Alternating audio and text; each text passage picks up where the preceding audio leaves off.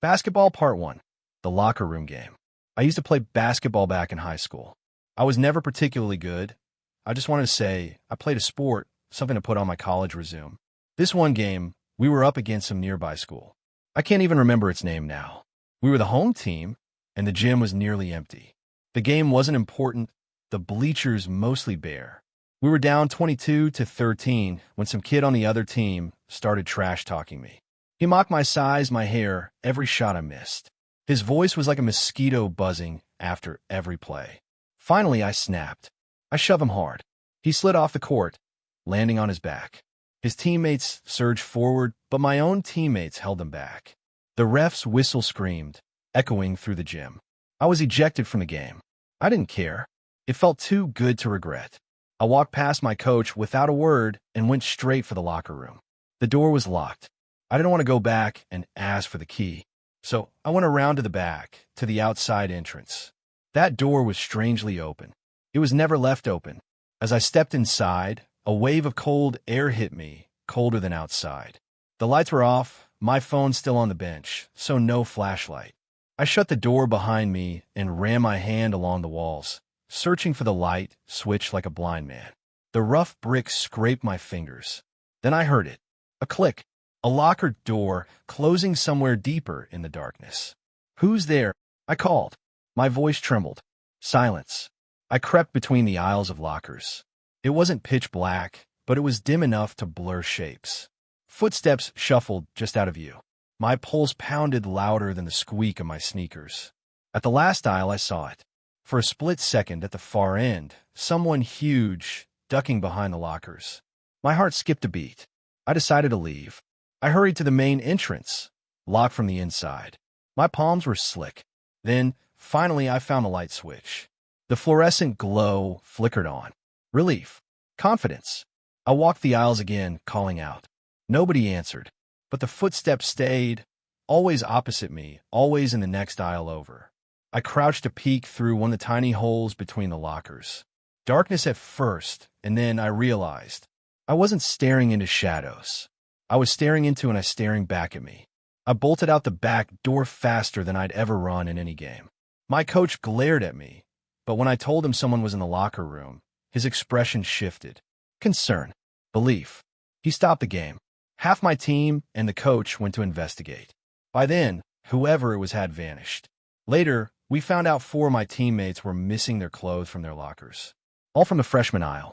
I think I know what kind of person I almost came face to face with. And I'm just glad I never caught him. Ice Hockey Part 2. The Burning Woods. My younger brother plays hockey. He's only 13, so I drive him practices and games. His team plays on an outdoor rink in a park locals call the Burning Woods. The name alone creeps me out. A couple weeks ago, I took my girlfriend Michelle to watch. By the end of the first period, my brother's team was losing badly, for nothing. We got bored and decided to sneak off into the woods to smoke. We found a spot behind a cluster of trees, lit up quietly. Then, footsteps. 2 men emerged. One had a mohawk dyed green. The other was bald with a goatee. Both mid-20s, both looking like trouble. The mohawk guy grinned. Got enough for 2 more. I wanted to tell them to piss off. Instead, my cowardly mouth said, "Yeah, I think so."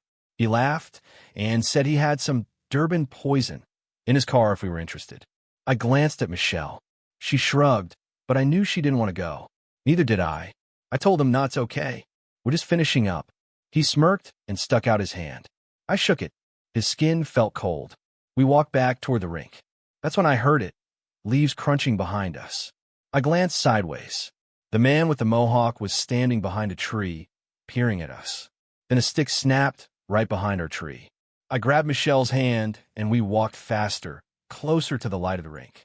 Smoking was the last thing on my mind now. As we reached the path, a voice called out, "Hey, hop back." We turned. The 2 men stood at the edge of the tree line, 20 feet away, smiling. Behind them, a 3rd man, half hidden behind a tree. "No, it's okay, guys, thanks." I shouted. It wasn't a request, one of them called back. I didn't turn around. Micah told me if I did, I'd see a gun. I pushed Michelle forward. The bleachers were only 50 feet away now. We reached them. Safety. Other people. But after the game, as we drove off, a car began tailgating us. honking, following. It had to be them. Then, a miracle. A police SUV was parked on the corner. We pulled next to it, told the cop we were being harassed. He only nodded and rolled up his window. We drove away slowly, hoping his lights would flash on. They didn't. 2 weeks later, I still think about it. About their smiles. About what might have happened. Baseball Part 3, The Dead-End Diamond. I grew up in the country, where kids ran free. My friends, and I love baseball. 6 of us played on the same team. 8 of us played pickup games at a hidden field deep in the woods. It was our secret park. A baseball field, a basketball court, surrounded by dense trees off a dead-end dirt road. We were 11 or 12 then. No parents, no rules. One Friday evening in July, the sky turning orange, our game winding down, 2 of my friends pointed toward the tree line. 6 men had entered the clearing. 20s or 30s, rough-looking, sitting on a bench, watching, laughing. We decided to pack up. As we zipped our bags, the men called out, don't leave. When we looked back, they were all standing now, still watching. My house was in the opposite direction from everyone else's. I asked my friend Jordan to walk me to the start of the dirt path. We high-fived and split. Darkness swallowed the woods quickly. Every twig snap made me swing my flashlight. Sweat trickled down my cheek. Then laughter. Not from kids. Grown men. I picked up my pace, and my baseballs spilled from my unzipped bag. I cursed, crouched to pick them up. Snap. Leaves behind me.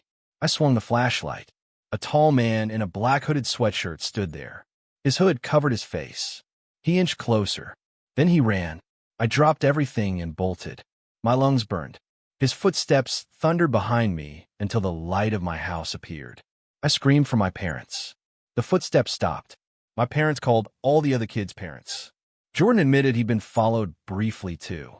After that, none of us were allowed back at that field. I still live in the same house. And it still chills me to know at least one of those men knows where I live.